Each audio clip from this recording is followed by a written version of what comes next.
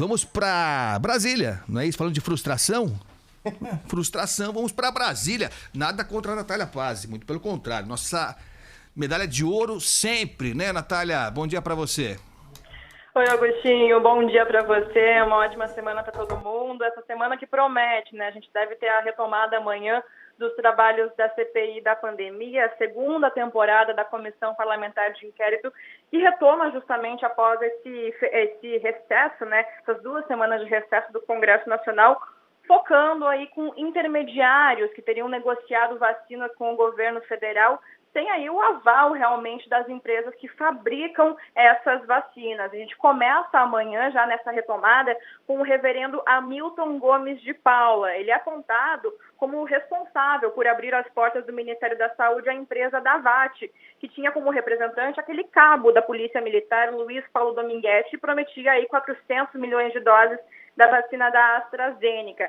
Já na quarta-feira, a gente está tendo ali um grande ponto de interrogação. Deve comparecer na quarta-feira à CPI o coronel Marcelo Blanco e na quinta o empresário Ayrton Cascavel. O Marcelo Blanco, a gente lembra, ele participou aí de um jantar em um restaurante aqui em Brasília, onde supostamente teria ocorrido aquele pedido de propina em negociação para a compra justamente da vacina da AstraZeneca. Ele é ex-diretor substituto do Departamento de Logística do Ministério da Saúde. Já o empresário Ayrton Soligo, que deve ser ouvido na quinta-feira, ele é mais conhecido aí como Ayrton Cascavel e ele teria atuado no alto escalão do Ministério da Saúde sem ter cargo oficial. Ele era ali um assessor especial muito próximo do ex-ministro da Saúde, Eduardo Pazuello. E segundo as apurações da CPI, Agostinho, há registros de Cascavel em ações exclusivas e de gestores públicos, como agendas públicas de Pazuello, sobre respiradores. Ele teria participado também de ações com prefeitos e secretários estaduais de saúde.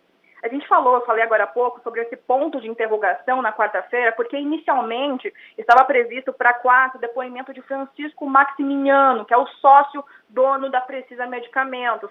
Só que ele está viajando, ele viajou para a Índia no último dia 25 de julho e foi notificado sobre a necessidade de comparecimento dele à CPI pela comissão um dia depois, então, dessa viagem dele. Então, esse depoimento do Maximiano vai ser novamente remarcado e deve acontecer na próxima semana, no dia 10, e vai ser uma semana aí bem exclusiva para depoimentos envolvendo a negociação da Covaxin. Covaxin, que é aquela vacina que a gente lembra, teve o contrato encerrado pelo Ministério da Saúde na semana passada. Inclusive, há pouco, o presidente Jair Bolsonaro deu entrevista a uma rádio, a rádio ABC da região metropolitana de Porto Alegre. Ele voltou a atacar os trabalhos da CPI e disse que a comissão atrapalha o governo federal. Agostinho. É isso. A gente está vivendo uma fase delicada mesmo, né, do governo federal. E acho que quem aprova os métodos do presidente Bolsonaro ou quem reprova, mesmo os que votaram nele e concordam com algumas atitudes do presidente Jair Bolsonaro, mesmo esses acho que tem que reconhecer que estamos vivendo uma fase delicada, bem delicada.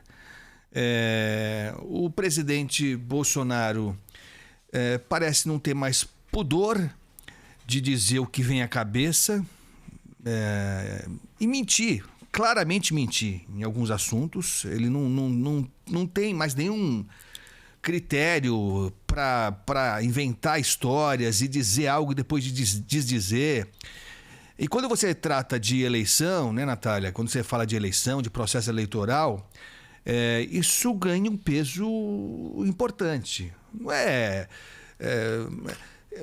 durante a pandemia, o presidente abusou de defender teses absurdas que o mundo sabe que não se sustentavam. Isso é muito grave. Isso é muito grave porque ele é o presidente e ele induz as pessoas a cometerem, no caso da pandemia, atos que podem, no final das contas, provocar mortes. É isso.